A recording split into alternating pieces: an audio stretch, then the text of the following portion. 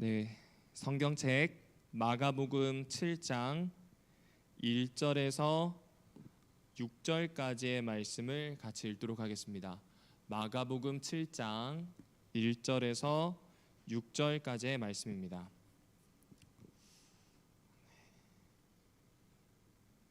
네, 찾으셨으면 같이 읽어보겠습니다. 마가복음 7장 1절에서 6절까지의 말씀입니다. 시작. 바리새인들과 또 서기관 중 몇이 예루살렘에서 와서 예수께 모여들었다가 그의 제자 중 몇 사람이 부정한 손 곧 씻지 아니한 손으로 떡 먹는 것을 보았더라. 바리새인들과 모든 유대인들은 장로들의 전통을 지키어 손을 잘 씻지 않고서는 음식을 먹지 아니하며 또 시장에서 돌아와서도 물을 뿌리지 않고서는 먹지 아니하며 그 외에도 여러 가지를 지키어 오는 것이 있으니 잔과 주발과 녹그릇을 씻음이러라. 이에 바리새인들과 서기관들이 예수께 묻되 어찌하여 당신의 제자들은 장로들의 전통을 준행하지 아니하고 부정한 손으로 떡을 먹나이까? 이르시되 이사야가 너희 외식하는 자에 대하여 잘 예언하였도다. 기록하였으되 이 백성이 입술로는 나를 공경하되 마음은 내게서 멀도다. 아멘. 네, 오늘은 무엇이 사람을 사람답게 만드나라고 하는 이야기를 이 마가복음 7장에 있는 이야기로 해보려고 합니다. 그 전에 앞서 있었던 시간을 조금 요약하면서 가보도록 하겠습니다. 여러분, 마가복음은 크게 3막으로 이루어져 있다고 보시면 돼요. 1에서 8장 전반부는 갈릴리에서 있는 사건이고요. 8장 후반부부터서 10장까지는 이 예루살렘으로 가는 길, 다른 말로 하면 새 출애굽으로 하는 길에 있었던 일이고요. 그리고 11장부터 16장까지는 예루살렘에서 있었던 일입니다. 각각의 주제는 예수님이 누구인가가 서두에 나오는 1막의 내용이고요. 그리고 예수가 메시아라는 의미가 무엇인가가 중막 2막에 나오는 내용이고요. 그리고 마지막으로 예수님이 어떻게 왕이 되시는가에 대한 이야기를 3막 구조로 보고 있습니다. 다양한 이론들이 있지만 이 부분이 제일 좀 안정적입니다. 그러면 우리가 살펴봤던 부분은 제일 1막 예수님은 누구인가라는 겁니다. 아까 2막에서 보았던 것처럼 새 출애굽을 일으키실 왕으로서 소개가 되고 있습니다. 그러면 이 출애굽이라고 하는 내용을 한번 정리를 해볼 필요가 있는 것 같습니다. 출애굽과 추방은 이 구약에서 늘 나오는 주제이고 신약에서도 심심치 않게 나오는 주제입니다. 추방은 쉽게 얘기하면 쫓겨났다 이 뜻입니다. 이스라엘이 그 땅에서 쫓겨나는 경우는 한 가지밖에 없어요. 하나님과 관계가 틀어졌을 때입니다. 그리고 두 번째로 출애굽은 하나님께서 탈출시키는 것이고 이스라엘이 거기에 협력하는 겁니다. 다시 이야기하면 하나님과의 관계가 다시 회복되고 약속의 땅으로 들어간다, 이렇게 보시면 될 것 같습니다. 이거를 조금 구체적으로 살피면 이런 이야기입니다. 여러분이 잘 아시는 것처럼 제일 추방은 언제 일어났죠? 네, 창세기에서 아담과 하와가 쫓겨나는 일로 일어나게 됩니다. 그런데 이 추방이 아담과 하와로 끝나지 않고 좀 계속 가게 돼요. 어떻게 할 수 있는가? 가인도 땅을 피하여 유리하는 자가 되었다는 표현이 나오게 됩니다. 그런데 가인이 땅을 피하여 유리하게 되었다는 것과 함께 가인의 또 다른 고백이 있는데 창세기 4장 14절에 나오는 겁니다.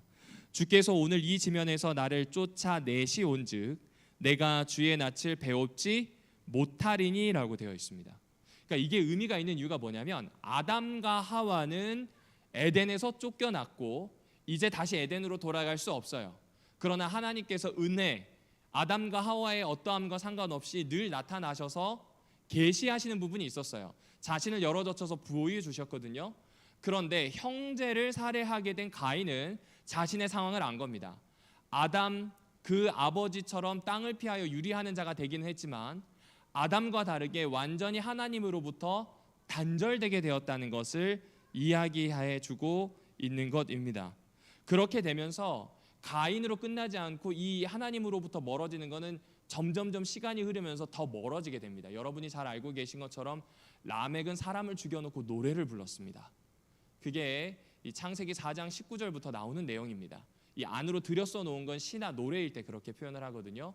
그리고 하나님과 완전히 관계가 단절되는 모습이 홍수를 통해서 나타나고요.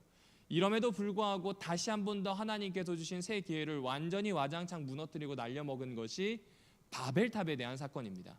그러니까 인류는 끊임없이 하나님으로부터 멀어지는 상태, 추방이라고 하는 이 상태가 창세기에 지속되고 있음을 보여주게 됩니다. 이 이야기는 바벨탑으로 끝나는 게 아니라 여기 나오는 것처럼 아브라함 자손까지 넘어가요. 아브라함 자손이 이집트의 노예가 된다는 겁니다. 다른 말로 하면 이집트로 추방당한다는 이야기입니다. 그런데 사실 아브라함은 하나님 쫓아다니는 것밖에 없었어요. 부르셨으니까 이 메소포타미아에서 나와서 하나님 쫓아다닌 것밖에 없는데 이 추방이라고 하니 좀 이상한 것 같습니다.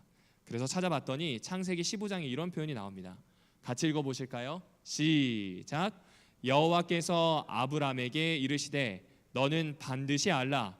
내 자손이 이방에서 객이 되어 그들을 섬기겠고 그들은 400년 동안 내 자손을 그렇죠. 여기에 나오는 객이 된다, 섬긴다, 괴롭힌다라고 하는 이 창세기의 내용은 이 아브라함의 자손들이 이집트로 추방되는 것에 대한 이미지를 묘사해 주는 것 같습니다. 그냥 이런 얼핏 추측이 아니라 사실 이 이야기는 신명기 26장 5절에 한 번 더 반복됩니다. 내 조상은 곧 아브라함 이후의 사람들이죠. 내 조상은 떠돌아다니면서 사는, 그렇죠. 그냥이 아니라 어떻게 하고 살았다고요? 추방당해서 떠돌아다녔던 아담 하와 그 이후의 사람들의 모습과 얼추 비슷하다는 겁니다. 아람 사람으로서 몇 안 되는 사람을 거느리고 이집트로 내려가서, 그리고 더 중요하죠, 거기에 어떻게 하면 살았다고요? 몸 붙여 살았다는 표현이 나옵니다. 여러분, 떠돌아다니다 몸 붙여 산다, 이 이야기만 들어도 굉장히 신선스러움이 느껴집니다. 그렇죠. 이게 쉽지 않은 일입니다. 혹시 이사를 한 4개월에 한 번씩 해보셨나요? 저는 해봤습니다. 저는 제 혼자 기숙사에 살면서 부모님의 도움 없이 매 4개월마다 이사를 했었던 기억이 있습니다. 신선스럽습니다. 왜냐하면 그때마다 방을 옮기는데 그게 제 방이 아니라는 걸 알아요. 그리고 혹여 잘못된 방에 들어가면 장롱문이 제대로 닫히지도 않습니다. 그러니까 그 삶을 계속 산다는 것 자체가 그렇게 달가운 일은 아니라는 것이죠. 어쩌면 이 추방이라고 하는 내용은 하나님의 백성에게 좀 깨달음을 주는 것 같아요. 왜냐하면 하나님의 백성이라면 주류로 살 겁니다. 다시요. 하나님의 백성이라면 하나님의 뜻에 맞춰 살면 웬만하면 잘 삽니다. 주류가 될 겁니다. 그런데 하나님이 일부러 그분의 백성인 아브라함과 그의 자손들을 추방시켜서 이집트의 노예로 만들었습니다. 이건 무엇을 의미할까요? 약자들을 항상 찾아보고 헤아리고 배려하는 것에 대해서 어쩌면 성경이 가르쳐주는 것인지도 모르겠습니다. 이것은 공정함을 잃어버린 오늘날의 모습, 그 이전의 모습, 역사에 나오는 여러 삶의 모습들을 보면서 그것을 바로잡으려고 하셨고 새롭게 하려고 하셨던 하나님의 애타는 마음이 아닌가라는 생각을 해보게 됩니다. 여하튼 추방이라고 하는 주제는 쉽게 얘기하면 하나님과 끊어졌다, 이렇게 보시면 좋을 것 같습니다. 그러면 출애굽은 무엇일까요? 여러분이 잘 알고 계시는 것처럼 출애굽은 이집트 땅에서 출발하여서 가나안으로 들어가는 전 과정입니다. 그런데 이집트를 떠나게 되는 과정은 10개의 재앙으로 시작을 합니다. 이 10개의 재앙이 의미하는 바가 무엇인가? 여러 가지가 있겠죠. 궁극적으로는 자유를 얻었다는 겁니다. 노예가 아니라 이제 자유로운 사람이 되었다. 이것이 10재앙이 가지고 있는 함의입니다. 그런데 여기에 이 10재앙을 당하면서도 이스라엘을 보내지 않았던 파라오를 좀 집중해야 합니다. 여러분, 파라오는요, 매 기적이 있을 때마다 하나님의 능력을 인정합니다.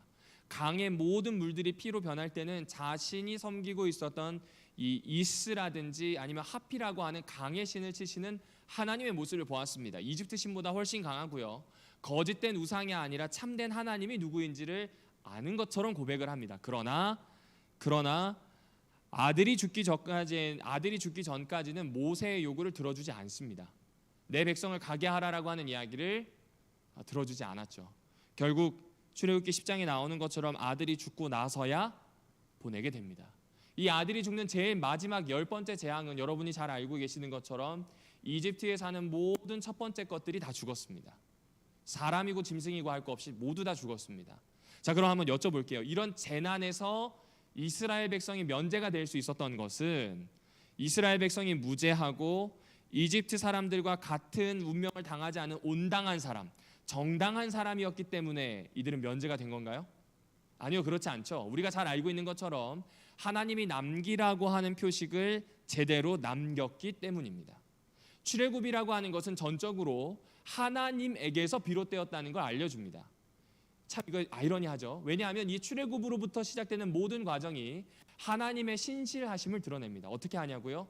구름 기둥과 불 기둥으로 나타나는 신은 이전에도 없었고 이후에도 없었던 신입니다.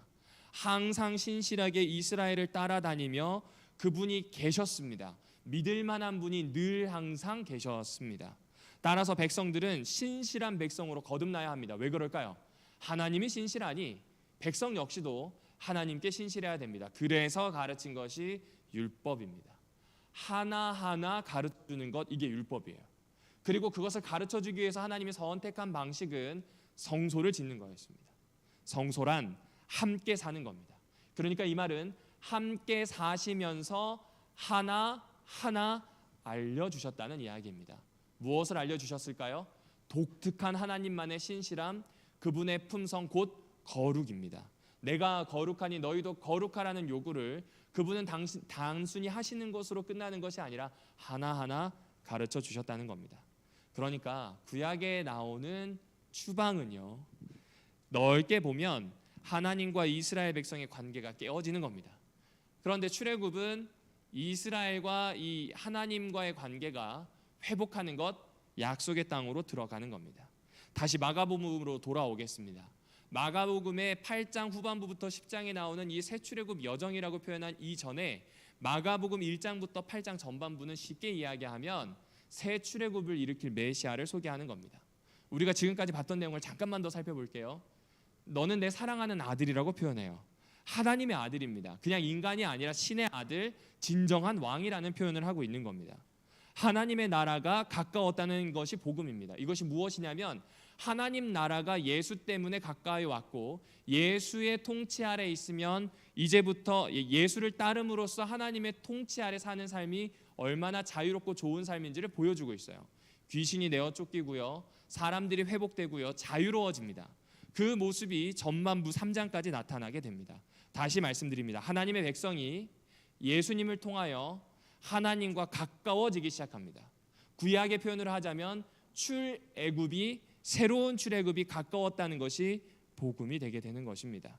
내 조상은 떠돌아다니면서 거기에서 몸부쳐 살았다라고 하는 신명기의 기록과 다르게 예수께서 오시자 더러운 귀신들이 나가고 치유가 일어나서 사람들 사이에 벽이 무너지게 되고 가르치시고 무엇보다 목자가 되셔서 우리를 돌보시는 이미지, 엉둘림에서 자유롭게 하시고 새롭게 하시고 살 수 있도록 만드는 그 이미지를 보여주고 있는 겁니다. 그리고 이것에 대한 이 점 하나, 활용점정이라고 하죠. 이 점 하나를 찍는 사건이 무엇이냐면 우리가 지난 시간에 살펴보게 된 오병이어입니다. 요한복음에 나오는 것처럼 이건 유월절에 있었던 사건입니다. 유월절에 있었던 모든 사람이 배불리 먹고 12광주리, 버리는 것 하나 없이 12광주리를 채웠던 사건 말입니다. 마치 출애굽기 12장에 있는 모습과 많이 비슷하지 않나요? 모두가 다 배불리 먹었습니다. 그리고 남은 것은 다 불태우고 그 다음날 출애굽하였습니다. 그러니까 지금 이 이야기는 새로운 출애굽을 일으킬 메시아가 누구인지를 마가복음 1장부터 8장에 있는 내용을 통해서 마가가 설득력 있게 우리에게 전달해주고 있습니다. 그러니 너무나 좋은 이야기예요. 그런데 우리가 지난번 살펴보았던 오병이어 사건 다음에 이들은 배를 타고 건너가게 되면서 예수를 못 알아보게 됩니다. 그리고 예수를 못 알아보고 막 소스라치게 놀라게 되자 마가는 이 일에 대해서 다음과 같이 묘사하고 있습니다. 마가복음 6장 52절인데요. 제가 읽어드리겠습니다. 이는 그들이 그 떡 떼시던 일을 깨닫지 못하고 라는 표현이 나옵니다. 그렇습니다. 관계가 회복되고 하나님의 통치가 나에게 임하는 것, 이것이 새 출애굽. 이제부터 새로운 역사가 생기는 겁니다. 새로운 왕이신 예수를 따라 나갈 수 있는 거예요. 그런데 제자들은 이것이 무엇인지를 깨닫지 못했던 것 같아요. 생명의 떡을 나누는 사건이 있었지만 그 떡을 나누시는 예수가 단순한 랍비가 아님을 마음이 둔하여서 알지 못했다라고 이야기합니다. 하나님의 아들이신 예수는 이제 곧 8장에서부터 새로운 출애굽, 쉽게 얘기하면 예루살렘으로 가서 십자가를 지고 부활하심으로써 참으로 하나님의 아들임을 드러낼 텐데, 제자들은 마치 경계인처럼 예수님에 대해서 제대로 알지 못했던 것 같습니다. 그래서 마가는 일부러 6장부터서 이 질문을 하는 거예요. 떡을 뗀다, 모두가 배부르게 먹었다. 그리고 이 배부르게 먹은 다음에 제자들은 떡 뗀 것을 기억하지도 못했다. 그리고 7장에 들어가면서 다시 떡에 대한 이야기, 먹는 이야기로 가게 됩니다. 핵심 질문은 누가 예수로부터 나오는 하늘의 양식, 생명의 빵을 먹을 것인가? 조금 더 바꾸어 볼까요? 누가 예수와 함께 새로운 출애굽 여정으로 출발할 것인가? 오병이어의 사건처럼 출애굽기 12장에 나오는 그 저녁에 먹고 출발하였던 것처럼 말이죠. 그리고 마지막으로 누가 예수를 따름으로써 하나님의 통치 아래 살 것인가? 이 질문을 이 떡이라고 하는 것, 빵이라고 하는 것에 넣어서 해주고 있습니다. 우리는 6장을 통해서 확인했습니다. 예수님과 정말 가까웠던 향우들, 고향 친구들과 친척들, 가족들은 예수께서 나누어 주시는 이 생명의 떡을 먹었나요? 아니요. 배척했습니다. 배척하였고 밀어냈습니다. 그러면 헤롯 안티파스는요? 지난 시간에 살펴본 것처럼 그 역시도 죽음의 잔치를 벌였지 생명의 빵을 가진 잔치는 벌이지 못하였습니다. 제자들은요? 제자들은 사실 예수님이 돌아가시고 부활하신 후에야 제대로 된 만찬을 엽니다. 그 전에 제자들은 경계인이었던 것 같아요.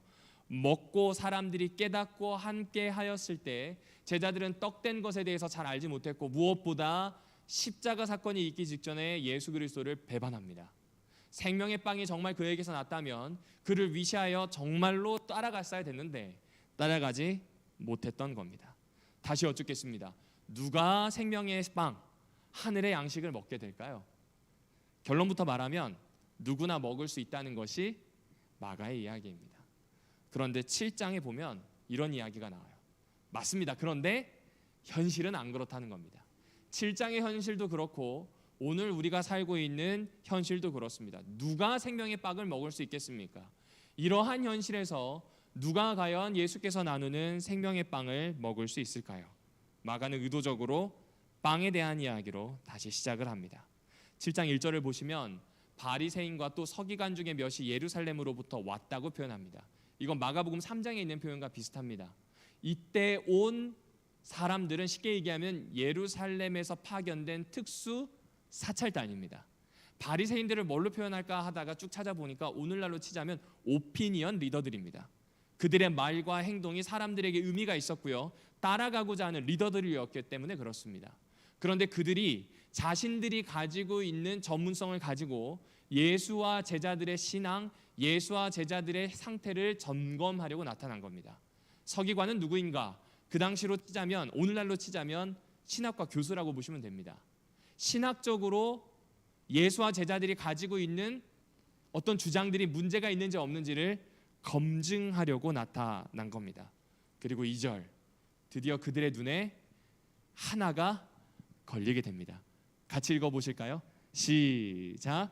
그의 제자 중 몇 사람이 부정한 손, 곧 씻지 아니한 손으로 떡을 먹는 것을 본지라.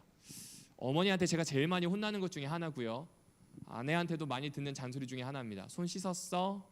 여러분은 어떠신가요? 저만 그런가요? 잘 모르겠습니다. 그런데 우리가 보기에는 그냥 위생상의 일로 받아들일 수 있는데 이거에 대해서 성경은 부정이라고 표현을 합니다. 부정을 찾아봤더니 실제로 더러움에 대한 이야기가 아니라 평범한 것, 구별되지 않은 것, 통속적인 것이란 뜻이 있습니다. 그래서 이것을 많이 의역해서 표현해 놓은 사전에 보니까 할례받지 않은 이방인의 손과 마찬가지인 상태라는 뜻이죠. 그러니까 이 말은 무엇이냐면 유대인들이 그렇게 손을 씻어가면서 먹는 이유는 깨끗함을 유지하고 싶은 건데 위생상의 깨끗함이 아니라 제의적으로, 의례적으로 깨끗함을 가지고 싶었던 거예요. 이방인과 다르다고 하는 구별점을 여기에서 찾고 싶었던 겁니다. 오늘 나의 식사는 평범한 것, 속된 것이 아니라 하나님과 연결되어 있다는 거룩과 정결에 대한 이야기로 풀이할 수 있는 것으로 볼 수 있습니다. 저도 그래서 이거 그럴 수 있겠다 생각했거든요. 그런데 3절을 봤더니 이런 표현이 나옵니다. 바리새인들과 모든 유대인들은 장로들의 전통을 지켰기 때문에 이렇게 했답니다. 이게 굉장히 중요한 표현입니다. 밑줄을 그어놔야 돼요. 왜냐하면 이 당시 성경이었던 구약에 나오는 이야기가 아닙니다. 사실 구약에 나오는 이야기를 어겼다라고 하는 것으로 한 번 더 논쟁이 있었습니다. 그게 어디였냐면 마가복음 2장 18절이었습니다. 그러나 마가복음 7장에 보게 되면 구약에 나오는 이야기가 아니라 장로들의 유전입니다. 더 쉽게 풀이하면 조상들이 지금까지 해왔던 전통들에 대한 이야기입니다. 그 조상들이 해왔던 전통을 지키지 않았기 때문에 이야기하는 겁니다. 그들은 시장에 돌아오면 반드시 몸을 정결하게 했고 잔이나 단지나 밥그릇이나 아니면 주발이나 침대를 항상 깨끗하게 씻어냈습니다. 부정한 자들 이방인들과 접촉하였을지도 모른다고 하는 생각 때문이라고 합니다. 사실 다시 말씀드리지만 손 씻는 행위는 코로나 시대를 맞은 우리들처럼 위생적인 이유에서 행해진 게 아니라 조상 때로부터 온 겁니다. 제의적인 정결함이라고 표현했지만 구약에 나오는 것이 아니라 조상 때로부터 해왔던 겁니다. 그 전통을 따르지 않는 사람들에게는 불결하다 혹은 부정하다는 낙인을 찍어버린 겁니다. 어떤 사람을 더럽다라고 말하는 것, 불결하다라고 말하는 건 그들의 이마에다가 주홍 글씨를 새기는 것이나 사실은 다름없습니다. 차별과 따돌림, 멸시, 천대를 당해도 어쩔 수 없다는 이야기가 될 수도 있는 겁니다. 주님은 이런 태도를 일러서 마태복음에 이렇게 이야기하셨죠. 하루살이를 자기 눈에서 빼내면서 하루살이를 남의 눈에서 빼내면서 자기 눈에 있는 이 낙타는 제대로 빼내지 못하는 태도에 대해서 이야기하고 있습니다. 전통을 지켜낸다는 미명하에 율법의 정신인 정의, 자비, 사랑, 신뢰 자체를 저버린 겁니다. 그렇다면 낙인이 찍힌 사람은 생명의 빵을 먹지 못할까요? 도대체 누가 생명의 빵을 먹을 수 있을까요? 바리새인들과 서기관들처럼 여기에 나오는 이야기처럼 장로들의 유전을 잘 지키는 사람만 먹을 수 있는 건가요? 그 질문에 대해서 마가는 이렇게 대답합니다. 마가복음 6장 56절은 오늘 이 이야기가 시작되기 전에 예수님께서 어디에 계셨는지를 이야기합니다. 아무 때나 계셨습니다. 저도 이 표현을 보고 피식 웃었는데 아무 데나 계셨어요. 예수님을 어디 가서 만날 수 있냐? 그 당시 갈릴리에 아무 데나 가면 됩니다. 그 아무 데가 어디냐면 시장이에요. 누구나 올 수 있습니다. 더러운 사람이든 아니든 어떤 문제에서든지 간에 시장에 와서 거래를 해야만 합니다. 먹고 살아야 하니까요. 누구나 오는 그 자리에 예수님이 계셨어요. 그리고 사람들은 일부러 더러운 사람들, 병자들 다 데리고 옵니다. 왜요? 예수님이 한 번이라도 스치면 나으니까요. 회복되니까요. 그렇게 데려오게 됩니다. 예수님은 모든 사람이 성할 수 있도록 일부러 아무데나 가셨습니다. 그 아무데나가 어디까지였냐면 장녀들과 함께 식사를 하셨고요. 세리들과 식사를 하셨고요. 문둥이였던 사람들이 아직 대제사장을 만나지 아니한 때에 모여서 이야기 나누시고 음식을 나누셨습니다. 그런데 바로 아래 보면 오늘 우리가 읽었던 마가복음 7장에 나오는 내용이죠. 시장에 돌아와서 물을 뿌리지 않으면, 쉽게 얘기하면 시장에서 사온 채소에다가 물을 뿌리지 않는다면, 그리고 내가 시장에 갔다 온 나의 발과 손을 깨끗게 하지 않는다면 먹지 않았던 바리새인들과 서기관의 모습 대조가 되고 있는 겁니다. 이에 대해서 성경 신학 스터디 바이블에서는 이렇게 표현을 하더라고요. 서기관들은 시장을 더러움의 근원으로 봤대요. 그런데 마가복음 12장에 보게 되면 동시에 시장 통해서 인정받고 싶어하는 사람들이 누구였는가? 바리새인들입니다. 그런 생각이 들었습니다. 속된 것을 거부한다고 자부하면 자부할수록 어떤 의미에서는 가장 속된 것을 원할 수도 있겠구나라는 생각을 하게 되었습니다. 그러나 예수님이 보시기에 시장은 속된 곳이 아니었습니다. 하나님이 그 백성에게 약속하시는 회복을 베푸실 수 있는 공적인 자리가 어디였는가? 시장이었습니다. 곧 출애굽으로, 새로운 출애굽으로 초청하는 자리, 생명의 빵을 나눌 수 있는 자리, 정결한 백성이 되도록 초청하는 자리가 어딘가? 시장이었다는 겁니다. 그래서 예수의 식탁에 앉은 사람들이 있고요. 그렇기 때문에 예수의 식탁을 떠나서 더럽다라고 이야기하고 장로들의 유전에 따라 자신들의 손을 씻는 사람들이 있었다는 겁니다. 하나는 예수의 내부인이 되었고 하나는 예수로 보자면 그로부터 밖에 있는 사람, 외부인이 되게 되는 것입니다. 다시 말씀드립니다. 출애굽의 중심 명제 중에 하나는 무엇이냐면 깨끗함입니다. 거룩함입니다. 그러니까 이 말은 무엇이냐면 정결에 대한 시선이 예수 그리스도와 그의 제자들, 서기관과 바리새인들 사이에 큰 차이가 있었다는 겁니다. 바리새인과 서기관이 추구했던 정결과 예수 그리스도가 추구했던 정결이 달랐습니다. 그래서 그들이 각각 생각하던 출애굽과 하나님 나라의 백성됨이 달랐습니다. 그래서 그들이 추구했던 것 때문에 생명의 빵을 먹을 수 있고 먹을 수 없고가 결정되었다는 이야기입니다. 그럼 예수님은 어떻게 하셨는가?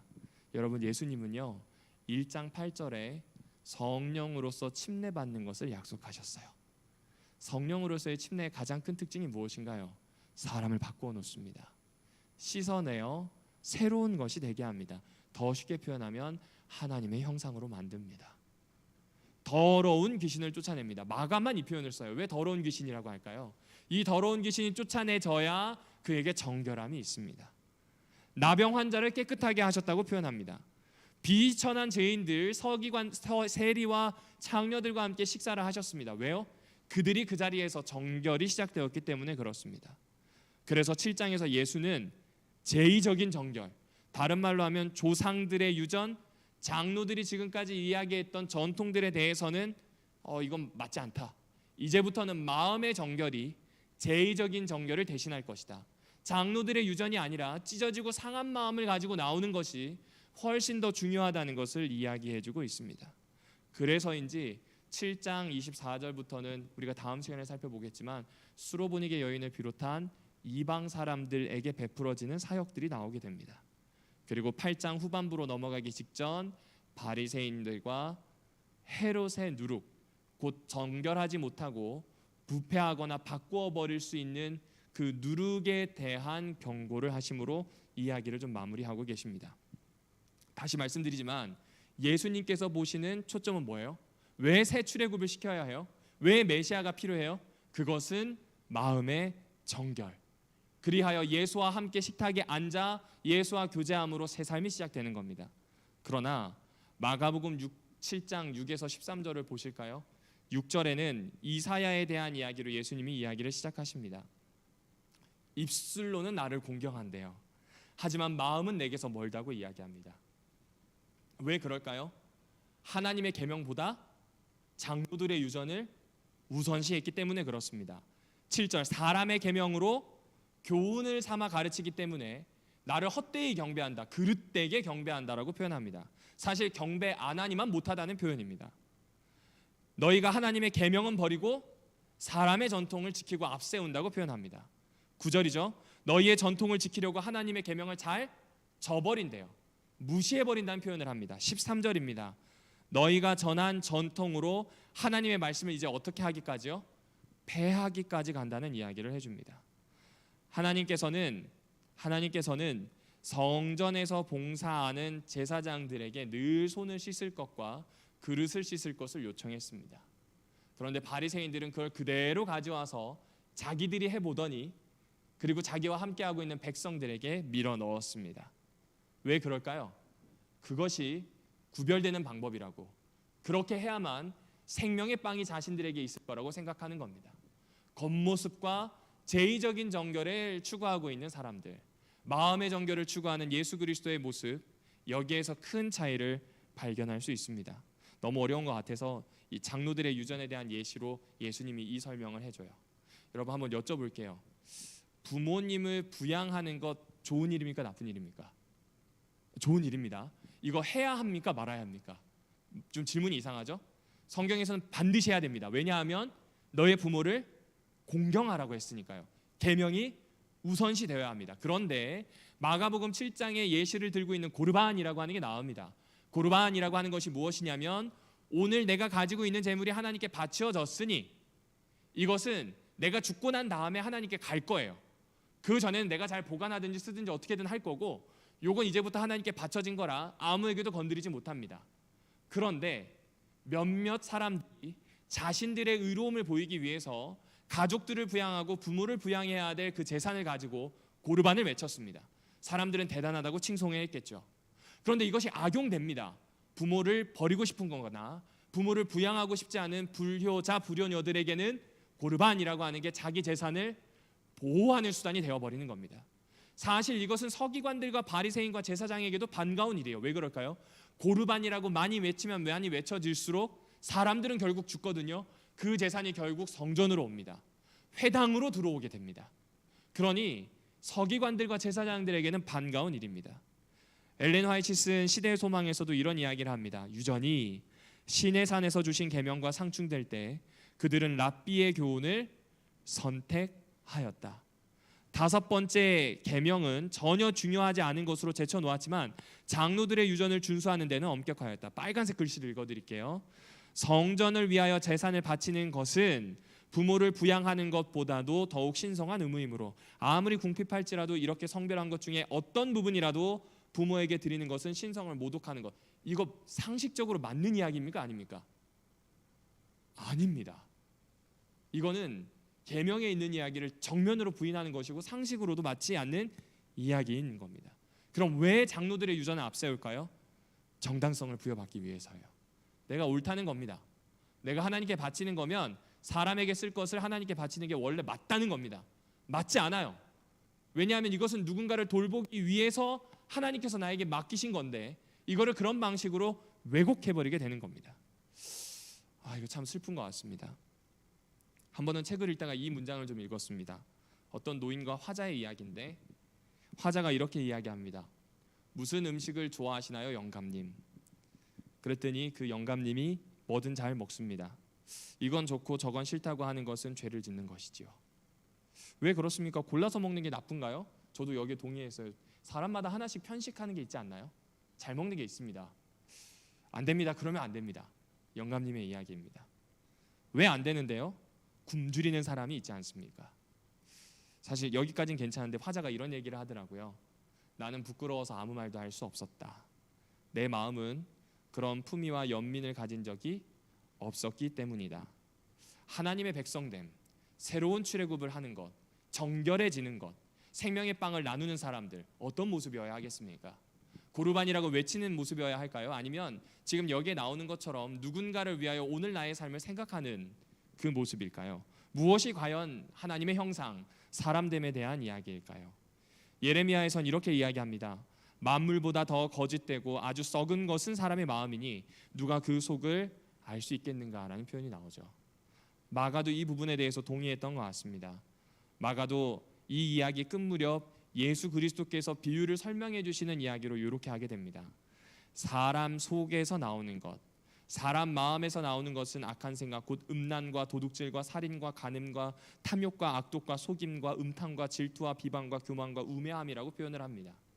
이것이 나온답니다. 이것이 나오기에 사람의 유전을 앞세우는 것이 좀 더 좋지 않았던 것 같아요.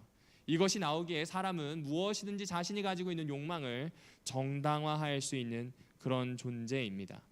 그렇습니다. 사람에게서 나오는 것이 더럽습니다. 어떤 분이 더럽다라고 하는 것은 덜 없다라고 표현을 하더라고요. 덜이라고 하는 것, 덜어낸다고 하는 것이 없다는 뜻인 것 같습니다. 이 언어 유희이긴 하지만 새겨들을 만한 구석이 있는 것 같습니다. 여러분, 더러움이 있을 때 가장 필요한 것은 무엇이냐면 비우는 겁니다. 사실상 더러움은 채우는 것, 모아두는 것과 많이 연결됩니다. 물건이 많은 곳에 먼지가 제일 많죠. 자꾸 덜어내고 말끔히 비우면 깨끗해지게 됩니다. 인간이 어떤 때 가장 더러워질까요? 자기 자신으로 꽉 차 있을 때죠. 앞에서 말한 것처럼 자기 자신 혹은 자신의 생각을 제일 먼저 앞세울 때입니다. 자기로 가득 찬 사람들은 따뜻하게 맞아들임이 없습니다. 고통받고 있는 이들의 현실에 대해서도 큰 관심이 없습니다. 그래서인지 예수님은 새 출애굽 여정의 끝에 십자가 곧 자기 부인을 넣어두셨는지도 모르겠습니다.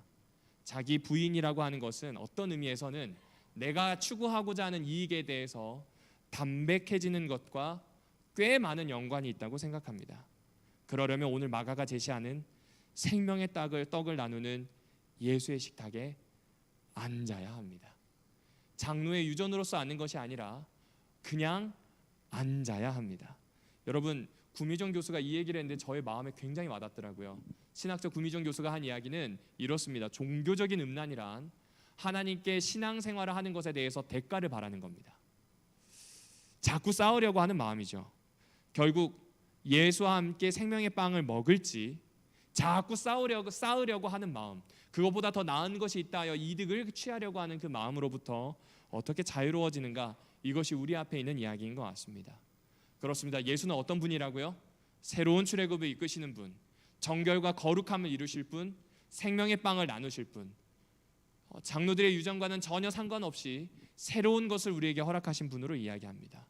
새 출애굽은 예수의 식탁에서 함께 빵을 나누고 마음이 깨끗하기를 구하는 사람에게 일어난다. 이것이 마가의 이야기입니다.